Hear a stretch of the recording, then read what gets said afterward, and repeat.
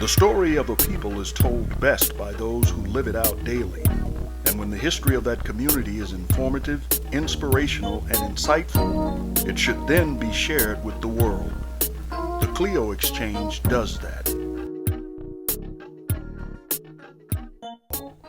Lo and behold, she broke down what county in Wapanaki, Atoka County, where my people were from. I mean, a chill came over me. I was going to ask you that. A chill came, it was a spiritual situation, came over me that, wow, what my grandmother and mother and aunt had always said, now I could prove.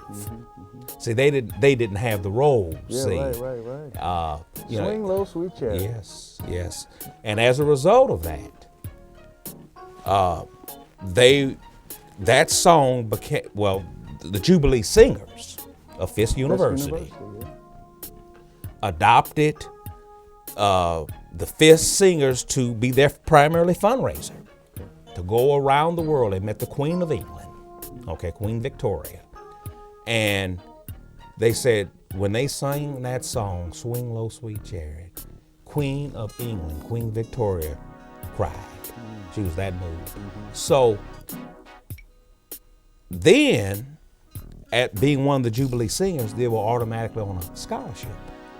So we would hear, you go down, you go to Nashville, Fisk University, and at the portrait, there's one of your great relatives there and what have. But boy, this was the glue that put it all together.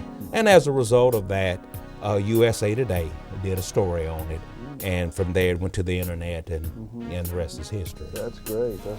Well, that was such a wonderful story. When I read about that, I said, my goodness, look at my friend Currie Ballard. And then you discovered something else, which you're just really hyped about right now, and it's just something that blew me away. Tell me about that. I've been a collector of African American history and artifacts for about 25 years. Started right at. You must have a lot of stuff. Oh, my house looks like Sanford and Son. but that's a good thing. That's a good thing. And I started right after high school. So we're looking 30 years ago. I finished in 1976 in Compton, California. And it wasn't many things out there dealing with black paintings and literature and culture on the surface. But went to Langston University. That's where I got a good submersion, a good baptism on history and culture. And lo and behold, after my time at Langston, I was fortunate enough to work for General Motors Corporation out of Oklahoma City. So I had some disposable income. So then I started buying what they call antiquarian books. Those are books over 100 years old, just for lay folk. Yeah. Helps me. So, and dealing with black history, a lot of Booker T. Washington's books, and then the great poet from Washington D.C., Paul Laurence Dunbar.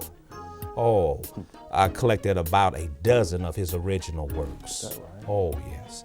So I had disposable income, spent an awful lot of money on building this collection.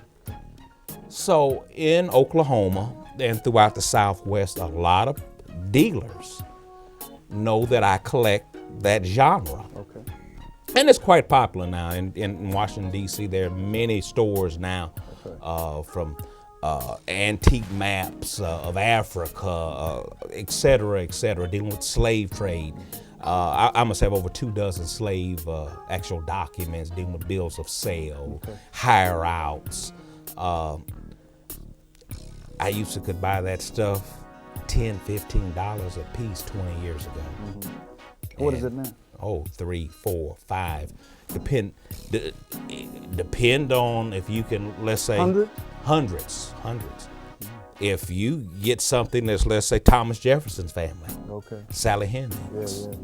Oh, you're talking about thousands now. So slave-related artifacts has become in the African American culture the same thing that whites from the South part of the United States would have a Confederate dollar bill hung in their home to remember, as a remembrance, a historic marker. Well, that's the same thing. So, you know, Oprah said the first time she ever bought a slave document, she cried. And she said she had it framed and put in her home, and every time she walks by there, it stirs her something.